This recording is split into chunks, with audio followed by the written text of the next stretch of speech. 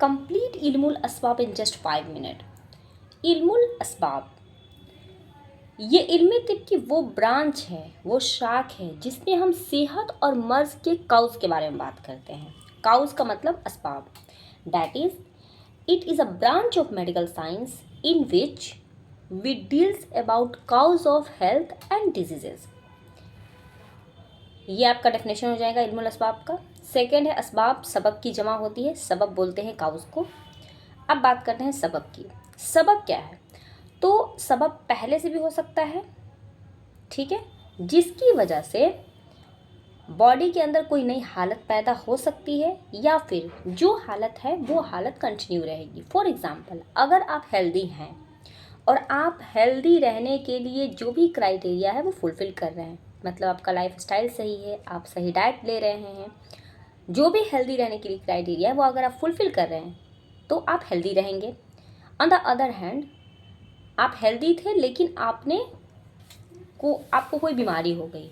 बीमारी होने के लिए जो फैक्टर्स थे, फॉर एग्जांपल आपको मलेरिया हो गया, तो मलेरिया होने की जो काउज थी वो काउज आपने डेवलप करवाई ना अपने बॉडी के अंदर। आपने नहीं करवाई लेकिन कैसे भी करके हुआ, तभी आपको बीमारी हुई। तो जो काउज था वो पहले से भी हो सकती है, या फिर कोई नई हालत को भी ला सकती है जो पहले से रहती है, या फिर जो जिसकी वजह से कोई नई हालत पैदा होती है। ठीक है, ये इंटरनल हो सकती है, मिजाजी कैफियत, तरकीबी, खिलती मादा, बदनी भी हो सकती है। ठीक है, जैसे गम, गुस्सा वगैरह। 3 पॉइंट्स आपको याद रखने हैं, हर साल यहाँ से क्वेश्चंस आते हैं कि सबब के जरिए किसी भी नई हालत को पैदा होने के लिए कौन से कंडीशंस का होना ज़रूरी है। तो सबब के ज़रिए किसी भी नई कंडीशन को होने के लिए 3 चीज़ों का होना ज़रूरी है। फर्स्ट ऑफ ऑल, सबब कुआ होना चाहिए, मतलब कि अगर मलेरिया का जो पैरासाइट है आपके बॉडी के अंदर जा रहा है तो उसके अंदर इतना पावरफुल होना चाहिए कि वो आपको मलेरिया काउज करवा सके। दैट इज़ पावरफुल, सबब कुआ होना चाहिए। दूसरा कि कबूल करने की इस्तेदा, आपके बॉडी के अंदर भी ये पावर होनी चाहिए कि वो उस पैरासाइट को एक्सेप्ट करे। दिन भर हम ना जाने कितने पैरासाइट्स, कितनी माइक्रो ऑर्गेनिज्म के कांटेक्ट में आते हैं, तो क्या सारे माइक्रो ऑर्गेनिज्म हमारे अंदर बीमारियां पैदा कर देती हैं?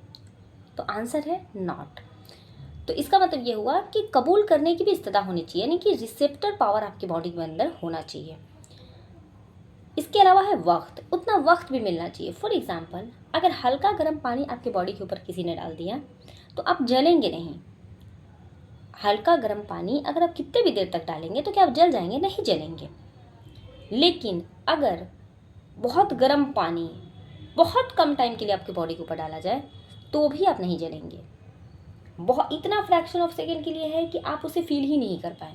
कहने का मतलब ये हुआ कि किसी सबब को मुनासिब वक्त भी मिलना चाहिए। तो 3 पॉइंट आप याद रखिए, सबब का कुआं होना ज़रूरी है, यहाँ पे हल्का गर्म पानी, कबूल करने की इस्तिता होनी चाहिए, यानी कि इम्यूनिटी अगर स्ट्रॉन्ग चाहे भी, वही वाला कॉन्सेप्ट है। वक्त आपको उतना मिलना चाहिए जिसकी वजह से सबब अपना काम कर सके। इसके अलावा बड़े हाजी अशरात, सबब की भी मुख्तलिफ टाइप होती हैं, और इसके अलावा अलग अलग काउज से अलग अलग डिजीज़ होते हैं। ये बहुत इंपॉर्टेंट है। असबाब के अक़साम, यहाँ पे 2 टाइप्स हैं, असबाब बदन इंसानी, असबाब सेहत व मर्ज। असबाब बदन इंसानी में फ़र्दर है असबाब मादिया, असबाब शूरिया, असबाब तमामिया, असबाब फ़ाइला, ये 4th वन। ये आपने ऑलरेडी फर्स्ट ईयर में फर्स्ट प्रॉब में पढ़ा होगा। दूसरा है असबाब सेहत व मर्ज, यही आपको इस प्रॉब में पढ़ना है। बेसिकली जो आपका सिलेबस है वो सिलेबस आपको यही से पढ़ना है।